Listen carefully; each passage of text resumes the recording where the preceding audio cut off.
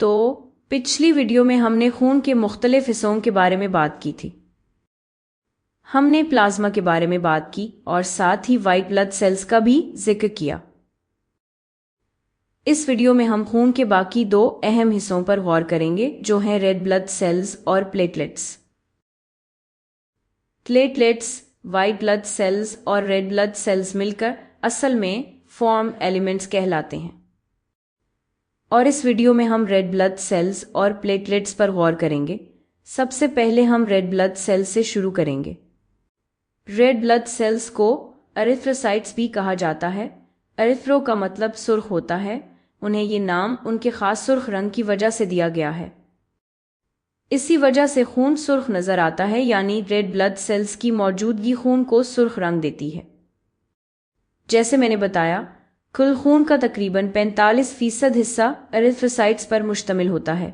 Plasma کے بعد یہ خون کا دوسرا بڑا حصہ ہے۔ یہ ریڈ بلڈ سیلز کیسے نظر آتے ہیں؟ ان کی ایک خاص بائیکونکیو شکل ہوتی ہے۔ یہ بالکل ایسے لگتے ہیں جیسے کوئی فلیٹ یعنی چپٹا ڈونٹ ہو۔ ان کی بائیکونکیو شکل ہوتی ہے۔ یہ بائیکونکیو شکل بہت اہم ہے کیونکہ اس کی وجہ سے بہت زیادہ آکسیجن اٹھایا جاتا ہے، جو ان کا اصل کام ہے، اور ان کا چھوٹا سائز اور یہ شکل انہیں بلڈ ویسلز اور کیپلریز سے آسانی سے گزرنے اور جسم کے ہر ایک سیل تک پہنچنے دیتی ہے۔ جب یہ پروجینیٹس سیل یعنی سٹیم سیل سے بنتی ہیں، ریڈ بلڈ سیلز کی نشوونما یا میچوریشن کے دوران نیوکلیس سیل سے باہر نکل جاتا ہے۔ تو میچور ریڈ بلڈ سیل یعنی میچور ایریتھروسائٹ میں کوئی نیوکلیس نہیں ہوتا، اسے انیوپلیٹ کہا جاتا ہے۔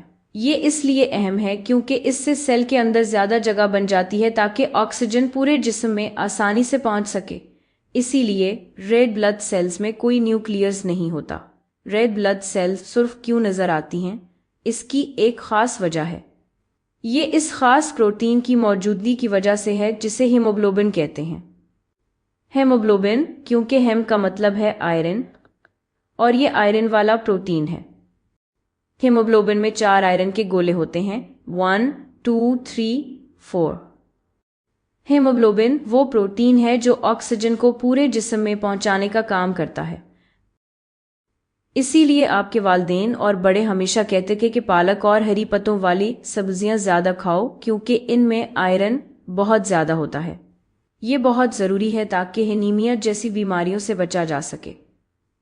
انیمیا وہ حالت ہے جس میں خون میں ہیموگلوبن اور ریڈ بلڈ سیلز کی مقدار بہت کم ہو جاتی ہے۔ تو جیسے میں نے بتایا، ریڈ بلڈ سیلز کا اصل کام یہ ہے کہ آکسیجن کو ہر سیل تک پہنچانا۔ ریڈ بلڈ سیلز سے کاربن ڈائی آکسائڈ کو لے جانے میں بھی شامل ہوتی ہیں۔ تو بلڈ کیپلریز پر جہاں تبادلہ ہو رہا ہوتا ہے، ایک طرف سے آکسیجن سیل تک پہنچتی ہے اور دوسری طرف سے خون کاربن ڈائی آکسائڈ کو اٹھا کر پھیپھڑوں تک لے جاتا ہے۔ ٹھیک ہے، آپ کیا سمجھتے ہیں کہ یہ کاربن ڈائی آکسائڈ پھیپھڑوں تک کون لے کر جاتا ہے؟ یہ ریڈ بلڈ سیلز ہی ہیں۔ زیادہ تر کاربن ڈائی آکسائڈ ہیموگلوبن کے ساتھ جڑ کر کارباکسی ہیموگلوبن بنا جاتا ہے، اور ریڈ بلڈ سیلز میں ایک انزائم بھی ہوتا ہے جسے کاربونک انہائیڈریز کہتے ہیں۔ یہ کاربونک انہائیڈریز CO2 کو بائی کاربونیٹ آئنز میں بدلتا ہے، جو پھر پلازما میں گھل کر پھیپھڑوں تک پہنچتے ہیں۔ تو ہر ریڈ بلڈ سیل میں لاکھوں ہیموگلوبن یا آئرن لادے ہوئے گروہ ہوتے ہیں، اور ہر ہیموگلوبن میں واقعی 4 آئرن کے گولے ہوتے ہیں جیسے میں نے بتایا۔ تو یہ کچھ اس طرح ہوتا ہے، اور ہر آئرن کے گولے کے ساتھ ایک آکسیجن مالیکیول جڑ سکتا ہے۔ تو ذرا سوچیں کہ ایک ہیموگلوبن کے ساتھ آپ 8 آکسیجن مالیکیولز منتقل کر سکتے ہیں۔ آپ کے ایک ریڈ بلڈ سیل میں لاکھوں ہیموگلوبن ہوتے ہیں، یعنی لاکھوں آکسیجن مالیکیولز منتقل ہو سکتے ہیں، اور آپ کے خون میں ہر وقت لاکھوں ریڈ بلڈ سیلز گردش کر رہے ہوتے ہیں۔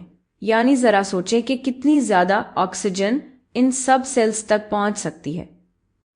اسی لیے ریڈ بلڈ سیلز بہت اہم ہیں۔ یہ ہمارے جسم کے ہر سیل تک آکسیجن پہنچانے کا سب سے بڑا کام کرتے ہیں۔